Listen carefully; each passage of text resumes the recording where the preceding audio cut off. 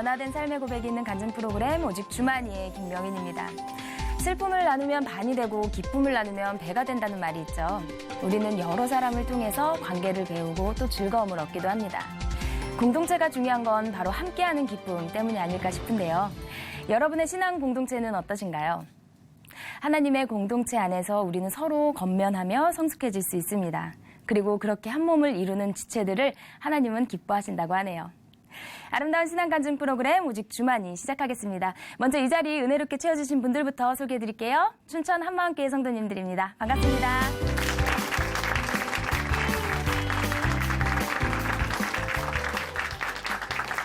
네, 오늘 오직 주만이에서 소개해드릴 첫 번째 출연자는요, 평생 사람들 속에서 이렇게 사랑을 찾다가요, 진짜 사랑의 주를 만났다고 하는데요. 어떤 사랑을 원했기에 평생 사랑을 이렇게 찾아서 헤맸는지 직접 모셔서 이야기 들어보겠습니다. 춘천 한마음교회 김혜진 자매님입니다. 박수로 모실게요.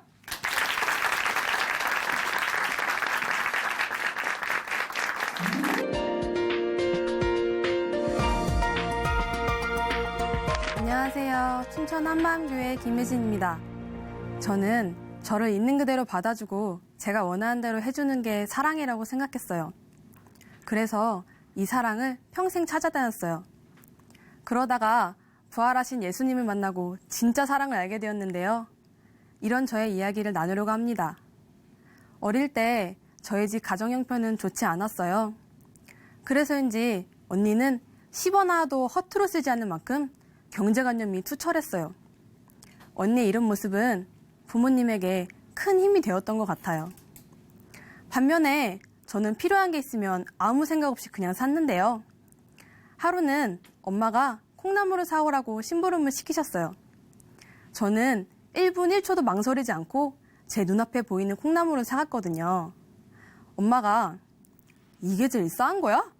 물어보셔서 저는 진짜 모르니까 잘 모르겠다고 대답했더니 제일 싼 거 사왔어야지 이런 거 하나도 제대로 못 사오냐면서 화를 내시더라고요.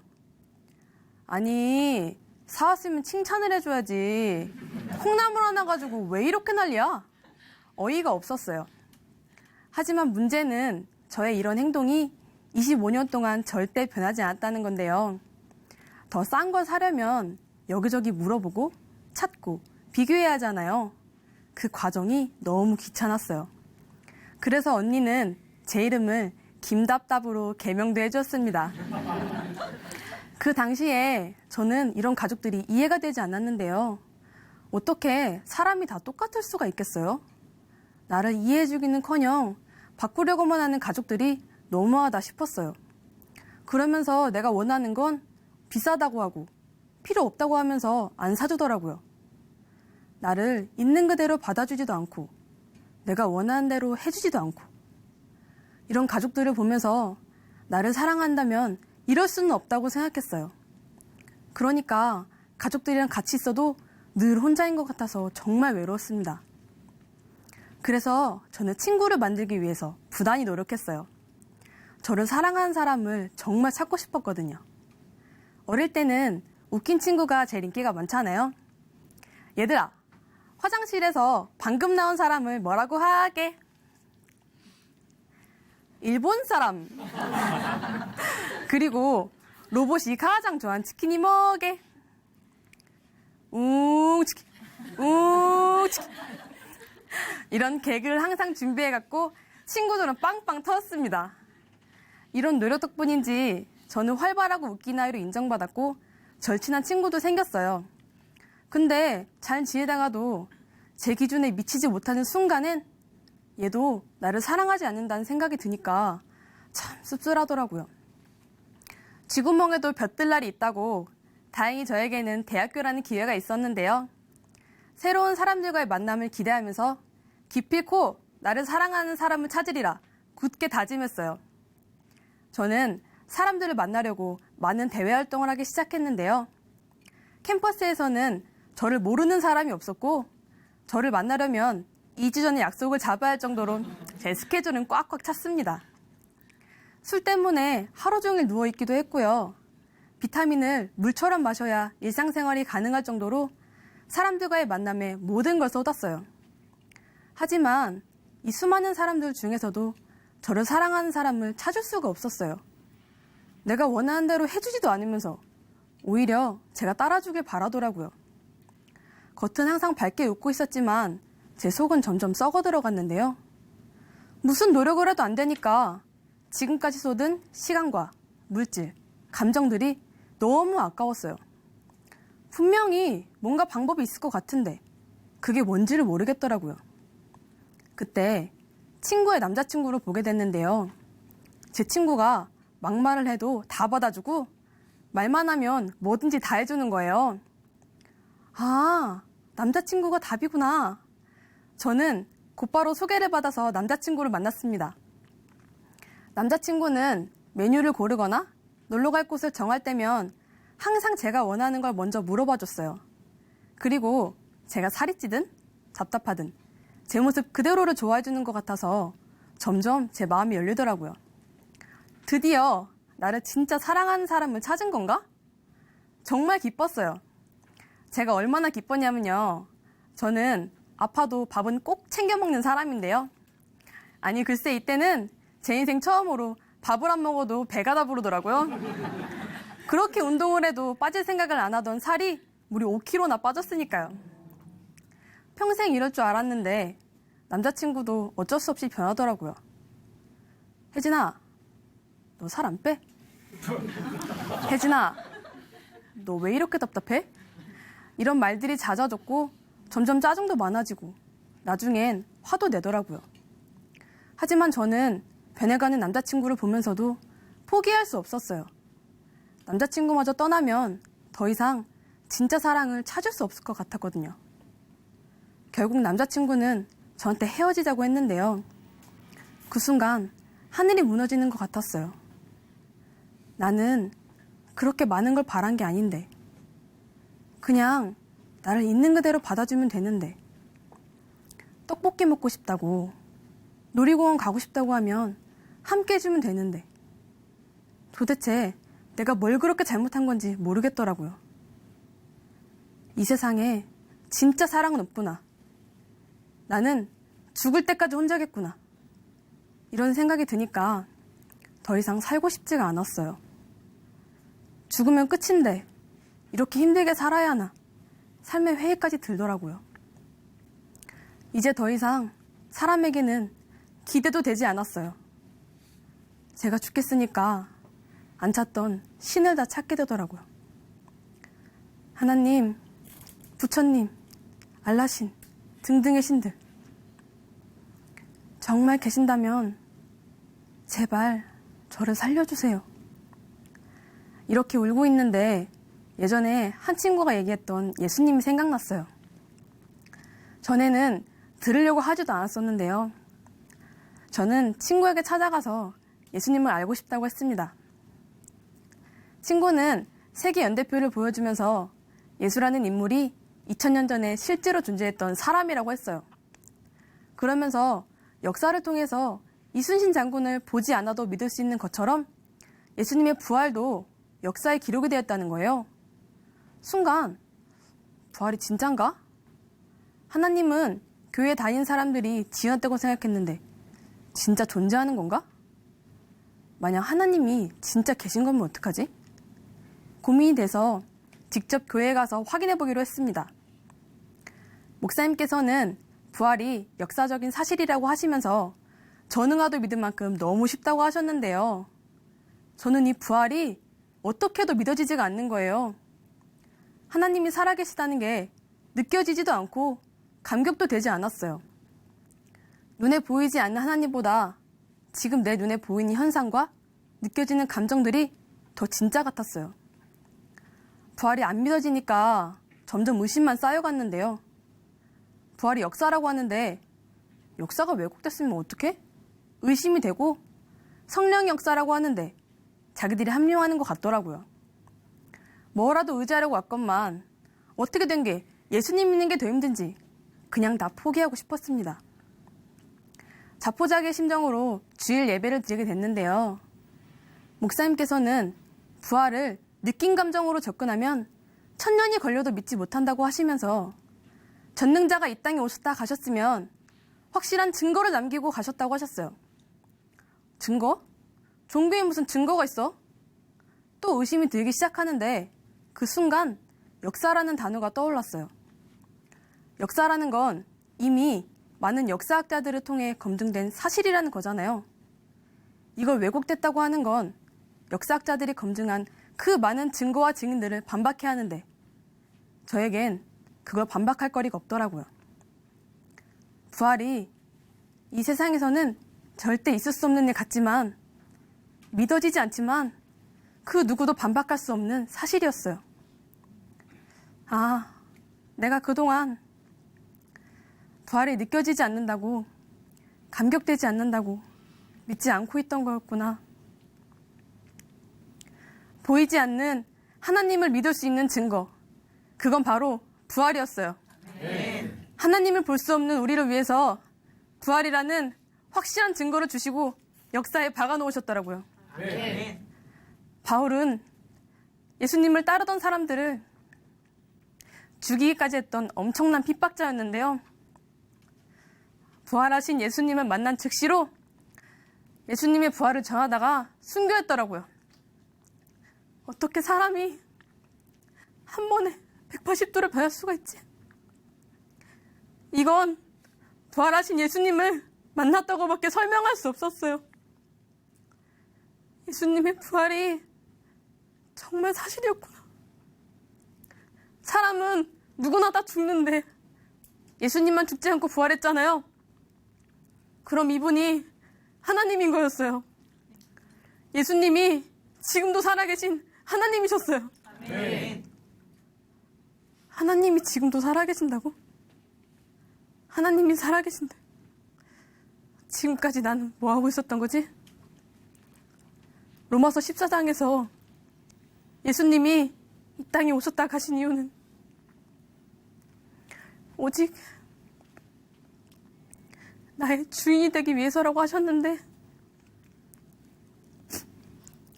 내 안엔 내 기준, 내 사람, 내 감정 온통 나밖에 없었어요. 나를 빚은 창조주가 원래 주인이신데 내가 그 주인 자리를 차지하고 왜 나를 사랑하는 사람은 없냐고, 왜 나는 늘 혼자냐고 하나님을 원망했습니다. 내가 주인이 돼서 하나님이 독생자 아들을 내어주시고 예수님이 십자가에서 죽고 부활하신 이 모든 일을 무용지물로 만든 거였어요. 나의 이 작은 마음을 하나 받으려고 창조주가 십자가에 못 박혀 돌아가실 때도 나랑 무슨 상관이냐고 나밖에 모르던 사람이었어요.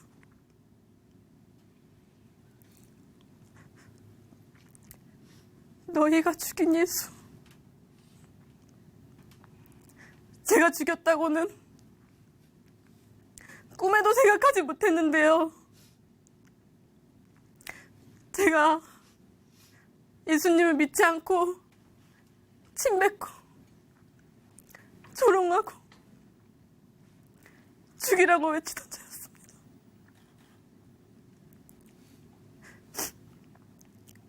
예수님을 믿지 않고 내가 주인 된 죄가 이렇게 무서운 거였다니.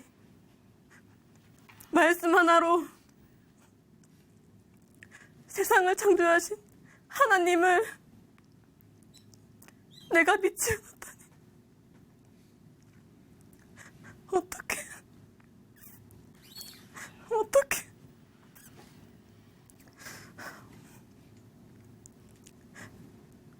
저 어떡해요. 하나님, 저 어떡해요.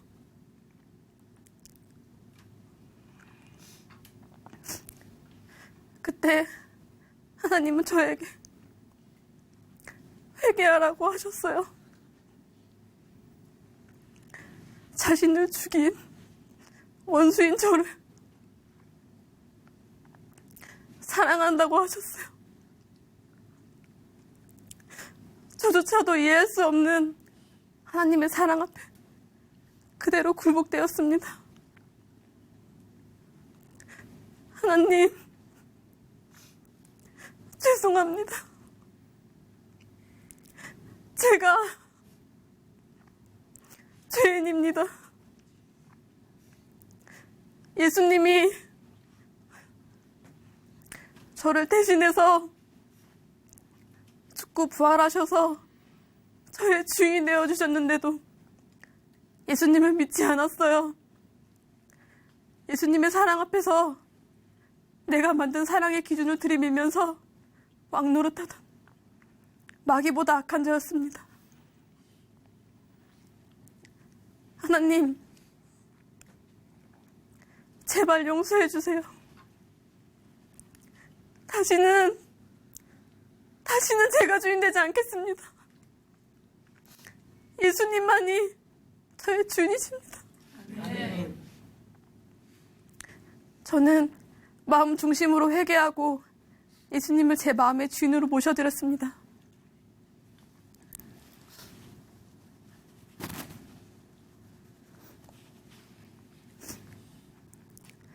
예수님을 주인으로 모시고 나니까 이제야 진짜 사랑을 알겠더라고요. 예수님은 제가 죄인 되었을 때, 원수 되었을 때 저를 위해 생명을 주셨어요. 내가 하나님을 잘 이해해서 하나님이 원하는 걸 해줘서가 아니라 그냥 저 자체를 사랑하셨어요. 당신의 형상을 따라 만든 저와 사랑하고 싶어서 십자가에서 그 끔찍한 고통을 참으셨던 거예요. 하나님의 사랑 앞에 제 마음이 저절로 녹아졌어요. 그러면서 지금까지 제가 힘들었던 이유가 내가 원하는 사랑을 못 받아서가 아니라 예수님을 믿지 않아서였다는 걸 알게 되었어요. 예수님은 저의 주인이 되어주셔서 이 땅에서도 천국의 삶을 누리게 해주셨는데 예수님을 믿지 않고 내가 주인이 돼서 눌리고 포로된 지옥 같은 삶을 산 거였어요. 이런 저를 보시며 얼마나 안타까우셨을까 생각하니까 마음이 너무 아프더라고요. 하지만 이제는 예수님과 함께 진짜 천국의 삶을 누리고 있습니다. 저는 제가 이렇게 확고한 기준이 있는 사람인지 몰랐어요. 이 기준에 맞지 않는 가족들은 나를 사랑하지 않는다고 저 스스로 생각했더라고요. 가족의 입장에서 보니까 엄마가 맛있는 밥을 차려주시고 할머니가 잘 때 이불을 덮어주시고 언니가 챙겨주는 것도 다 저를 위한 사랑이었어요. 근데 전 이건 당연하게 생각하면서 사랑하는데 왜 나를 바꾸려고 해? 사랑하는데 왜 내가 원하는 대로 안 해줘? 이러면서 가족들의 마음을 무시했더라고요. 그리고 가족들은 내 기준에 맞춰 하면서 정작 저 자신은 그러지 못했는데요. 언니가 부탁하는 건 귀찮다고 하면서 엄청 화를 냈고 엄마가 경제관념을 가지라고 그렇게 말해도 나 원래 이래. 그니까 엄마가 이해해. 이랬던 저는 철저히 이기적인 사람이었더라고요. 저는 언니한테 전화해서 그동안 내가 언니 마음을 너무 무시했다고 울면서 미안함을 전했는데요. 언니는 얘가 드디어 철들었네 하면서 좋아했습니다. 저희 교회에는 간질병을 가진 언니가 한 명 있어요. 언니는 길을 가다가도 예배를 드리다가도 발작이 일어나곤 해요. 그럴 때마다 정말 죽을 수도 있겠다 싶을 만큼 생사를 넘나드는 병이에요. 처음에 저는 언니를 보면서 내가 이렇게 건강한 게 감사했어요. 그런데 한 언니는 그 언니가 살아서 함께 할 수만 있다면 자신이 이 병을 대신 짊어질 수 있다고 고백을 하는 거예요. 정말 충격이었어요. 있는 그대로를 받아주는 것도 모자라 평생 이 병을 대신 짊어진다니. 지금까지 제가 배운 가치관으로는 도저히 이해할 수 없었어요. 아, 이건 언니 안에 계신 예수님의 고백이구나. 저는 기쁨의 눈물을 흘릴 수밖에 없었어요. 제가 찾고 찾던 그 사랑은 예수님과 공동체 안에 있었습니다. 네. 그래서인지 공동체랑 함께하는 것만으로도 정말 기쁘더라고요. 하루는 교회에서 양평으로 물놀이를 갔는데요. 사실 저는 물놀이를 별로 안 좋아했거든요. 수영도 잘 못하고 물에만 계속 있는 게 지루했어요. 그런데 나를 있는 그대로 받아주는 공동체랑 함께하니까 물놀이가 그렇게 재밌을 수가 없더라고요. 영원한 가족 공동체 함께하는 모든 순간이 저에겐 최고의 순간입니다. 한 번은 택시기사님에게 복음을 전하게 됐어요. 교회 다니시냐고 여쭤봤는데 목사를 하려고 하다가 설교 때 너무 졸아서 죄책감이 못했다고 하시더라고요. 저는 부활이 역사적인 사실이고 그래서 예수님이 하나님이시고 우리의 주인이시라고 지금도 살아계신 예수님을 믿지 않았던 죄를 회개하고 마음의 주인으로 믿으면 구원을 받는다고 복음을 전했어요. 그랬더니 대단하다면서 목사를 하라고 하시더라고요. 이렇게 복음을 전한다는 것 자체만으로도 정말 기뻤어요. 아, 하나님께서 이걸 기뻐하시는구나. 한 영혼이라도 돌아오길 바라는 주님의 마음이 부어지니까 이제야 제가 살아야 하는 이유가 분명해졌어요. 주 예수께 받은 사명, 곧 하나님의 은혜의 복음 증거하는 일을 마치려 하면은 나의 생명을 조금 더 귀한 것으로 여기지 않는다는 바울의 고백이 저의 고백이 되었습니다. 저는 사랑을 정말 받고 싶었어요. 그런데 예수님께서는 이미 저에게 넘치도록 사랑을 주시고 계셨더라고요. 혹시 저처럼 사랑받지 못한다는 생각에 힘들어하시는 분들이 계시다면 부활하신 예수님을 만나길 원합니다. 그럼 저처럼 사랑이 넘치고 기쁘고 자유한 삶을 살 수 있을 거라고 확신합니다. 예수님, 저의 주인이 되어주셔서 감사하고 사랑합니다. 감사합니다.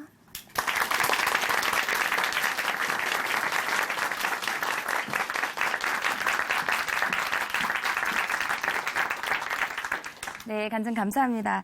김답답이 예수님을 만나고 김사랑으로 바뀐 것 같죠. 네, 이제는 예수님을 만나고 사랑받으며 정말 축복된 천국의 삶을 살고 계시는데요. 너무나 감사하고 축복합니다. 우리 귀한 간증 전해주신 자매님께 다시 한번 박수 보내드릴게요.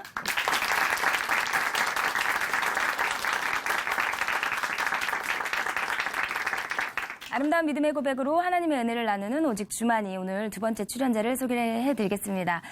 이번에 모실 분은요. 영적인 세계에 너무나도 무지했지만 주님을 만나고 이 복음으로 눈이 열렸다고 합니다. 어떤 이야기일지 같이 들어보시죠. 춘천한마교회 박천야 자매님입니다. 박수로 모실게요.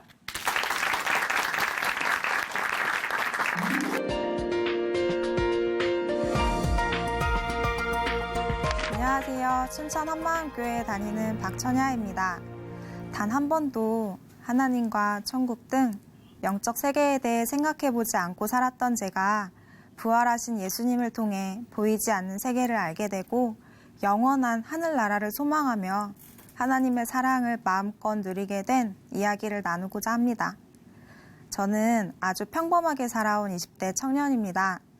어렸을 때 사고 한 번 없이 학교도 잘 다니고 졸업해서 직장 생활을 하고 가끔 여행도 하며 즐겁게 지냈어요.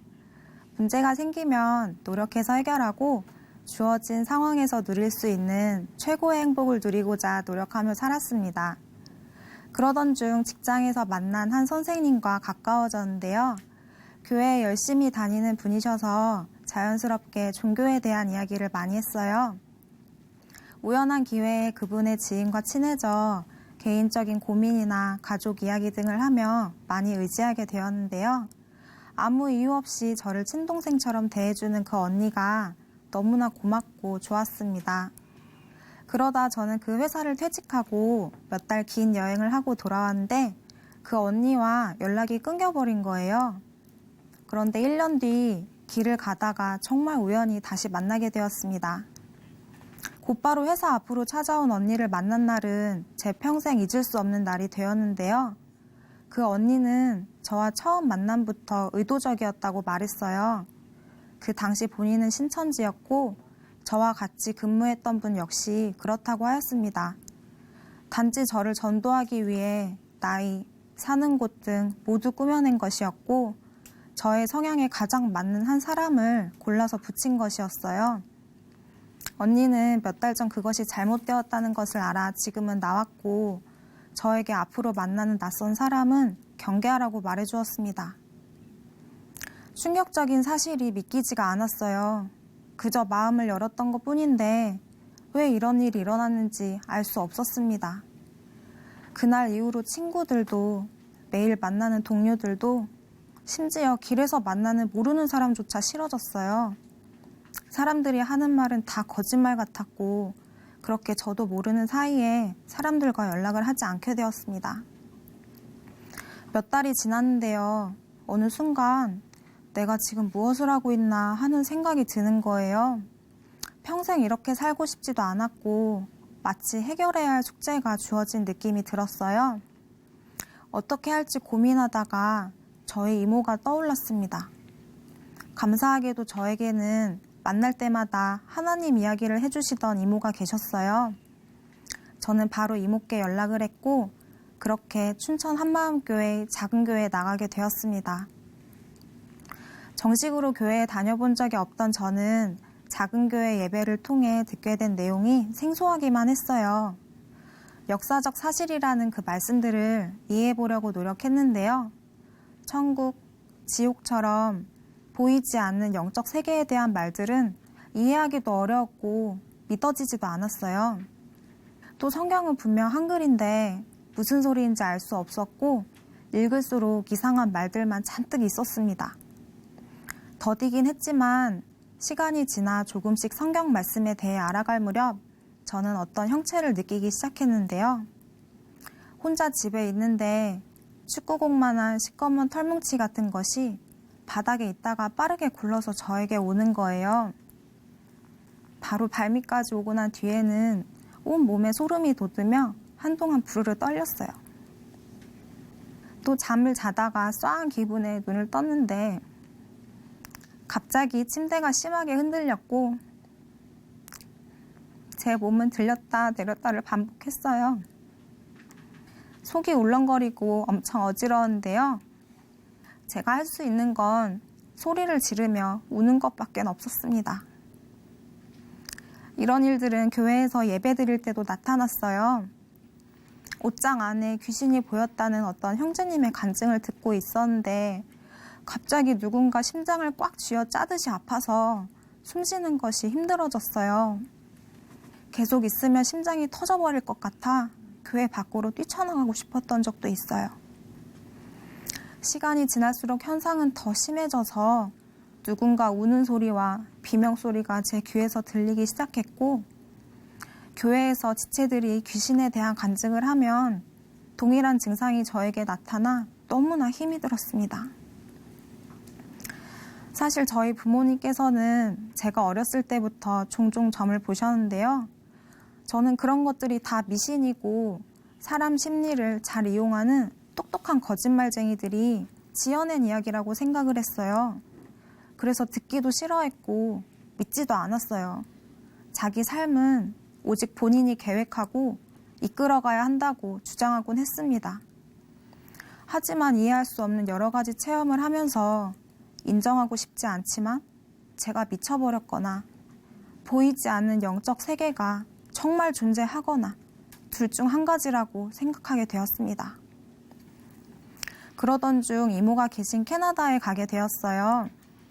마침 그곳에 유학생과 이민 2세들을 대상으로 하는 수련회인 코스타가 열려 참여하게 되었습니다.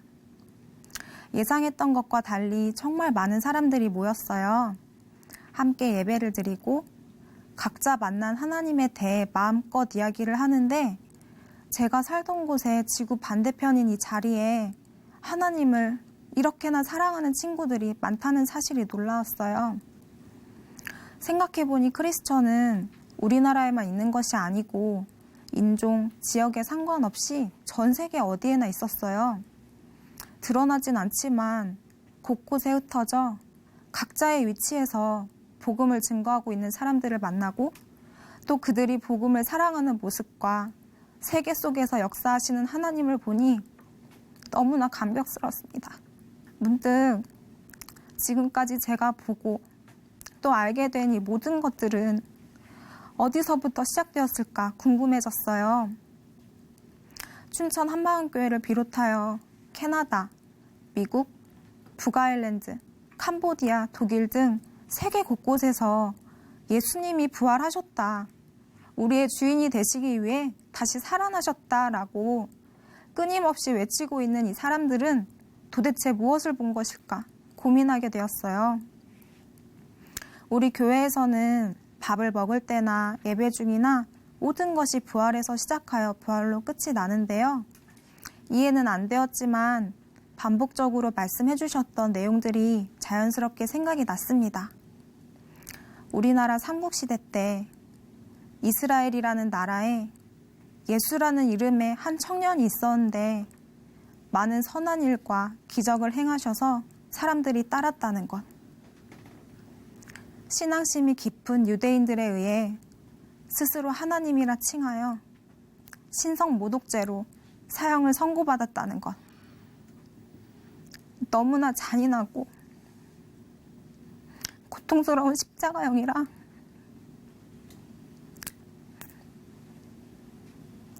예수님을 따르던 제자들이 자기들도 그렇게 될까봐 무서워서 모두 도망갔다는 것. 그런데 그렇게 도망갔던 겁쟁이 제자들이 40일 뒤엔 모진 핍박과 죽음의 위협에도 절대 흔들리지 않고 변함없이 예수님이 하나님이라 전하고 다니기 시작했다는 그 말씀들이 생각났어요. 무엇이 그 잠깐 사이에 그들의 소중한 목숨을 걸게 했을까? 뭔가 있었다는 건데 도대체 그 뭔가가 뭐냐는 거예요. 제자들은 예수님이 다시 살아나신 것을 두 눈으로 직접 봤던 거예요. 그토록 들었던 예수님의 부활을 새로운 시각으로 보게 되었습니다. 하나님은 왜 하늘에서 말씀하시지 않고 이곳에 직접 오셔서 죽으시고 다시 살아나시는 말도 안 되는 일을 하셨는지 알게 되었어요. 보여주지 않으면 믿지 못하니까요. 그들은 직접 본 거였습니다. 죽은 사람이 다시 살아날 순 없는 거잖아요. 들어서 믿을 수 있는 문제도 아니고 절대 있을 수 없는 거잖아요. 제가 그 무서운 일들을 수없이 겪어야 한 번쯤 영적 세계에 대해 깊이 생각해 봤던 것처럼 끊임없는 이 모든 의심을 없애주시기 위해 이곳에 직접 오셔서 보여주셨던 거였어요. 도망간 제자들이 부활의 증인이 될 수 있었던 건 예수님의 부활을 직접 보았기 때문이었어요. 지금까지 저에게 하나님은 마음 약한 사람들이 의지할 대상을 찾아 만들어낸 존재였어요. 제가 보는 이 세상이 전부라 생각해. 좀 더 여유롭고 좀 더 나은 삶을 살기 위해 살았어요. 또 언젠가 들었던 죽으면 끝이라는 누군가의 말을 조금의 의심도 없이 믿어왔어요. 그런데 예수님의 부활은 지금까지 제가 보아왔고 믿어왔던 이 세상이 전부가 아니라 보이지 않는 영원한 세계가 존재하는 것과 죽음이 끝이 아니라는 걸 알게 해주시는 너무나도 확실하고 실제적인 사건이었습니다. 하나님만 하실 수 있는 방법, 부활로 예수님이 하나님이신 것을 믿게 하신 거였어요. 다른 사람에게 피해 안 주고 하고 싶은 일 하면서 지내는 평범한 이 삶이 잘못되었다고는 단 한 번도 생각해보지 않았는데요. 부활하셔서 나의 주인 되어주신 예수님을 믿지 않고 이제까지 제가 주인 되어 살아왔던 삶은 하나님이 보시기에 엄청나게 무섭고 지옥 가야 할 죄였어요. 하나님이 계신지도 모르는 저를 너무도 사랑하셔서 저를 만드시고 하늘과 땅을 만드신 분이 자신의 존재를 직접 알리시기 위해 이곳에 오셨어요. 다른 엄청난 이유가 있는 게 아니라 단지 저와 온전히 함께 하시기 위해 그 모든 것을 하셨던 거였어요. 평범하다고 생각했던 지금까지 삶의 주인은 저였고, 그 언니를 만나 종교에 대해 고민할 때 주인도 저였고, 느껴지는 영적 존재로 인해 힘들어하던 때의 주인도 역시 저였습니다. 저의 삶에 하나님은 언제나 함께 하셨는데, 그분이 주신 시간과 건강과 허락하신 모든 것을 내 것인 것처럼 쓰면서 보지 않아서 못 믿겠다고, 내 인생이니까 내가 원하는 대로 할 거라고 눈과 귀를 닫고 있었다는 걸 알게 되었어요. 이런 나의 죄 때문에 예수님은 십자가에서 피를 흘리셨어요. 십자가에 예수님을 못 박은 건 바로 저였습니다.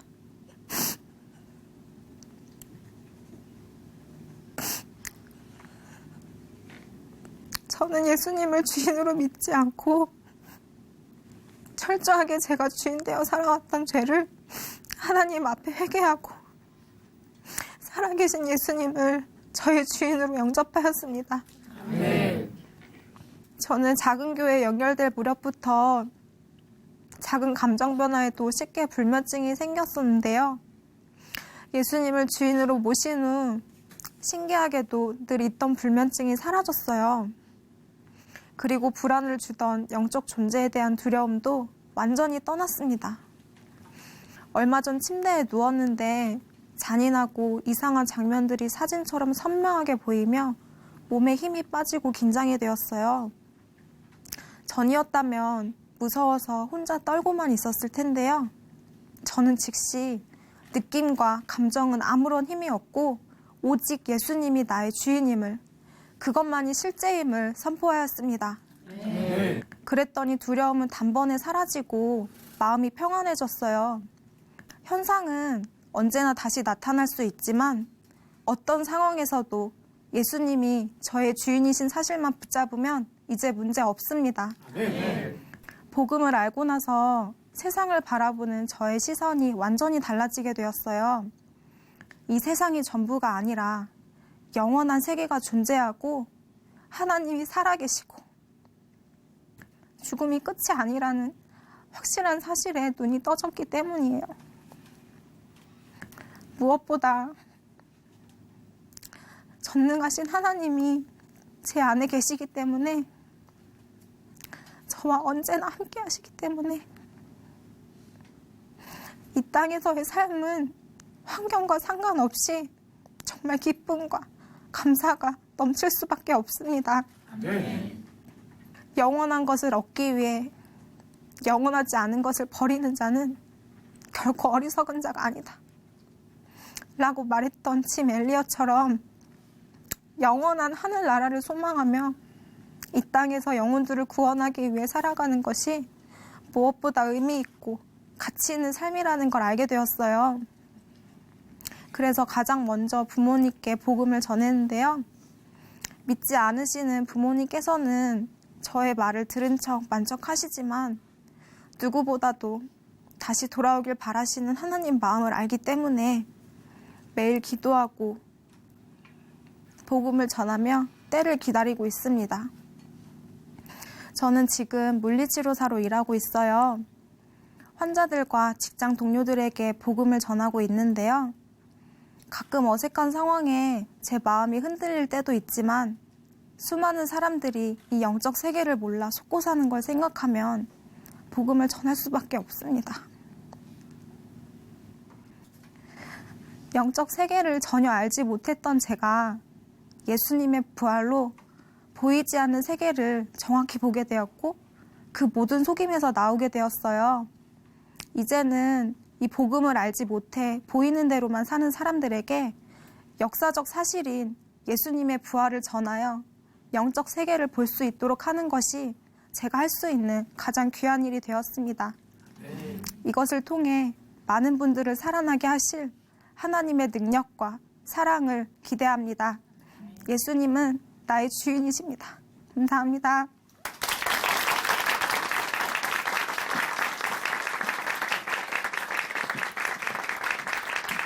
네, 감동 감사합니다. 역사적 사실인 예수님의 부활. 네, 이 부활 복음을 지금 직장 동료들과 환자들에게 전하실 때 그분들의 마음문이 활짝 열려서 이 복음을 받아들일 수 있기를 저희가 함께 기도하겠습니다. 오늘 귀한 간증 전해주신 자매님께 다시 한번 박수 부탁드릴게요.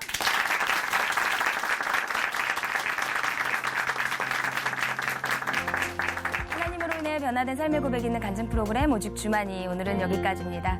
함께해 주셔서 감사하고요. 지금까지 함께해 주신 분들은 춘천 한마음교회 성도님들이었습니다. 다음 시간에 다시 인사드리겠습니다. 오늘도 성령님이 인도하신 가운데 승리하는 하루 보내세요. 감사합니다.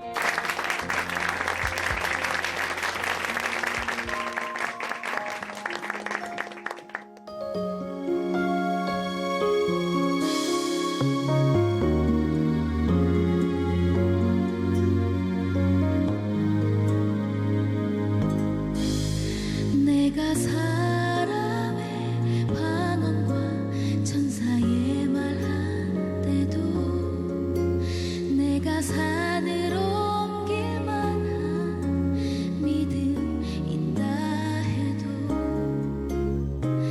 내 몸 불사르게 내어준데도 사랑이 없으면 아무것도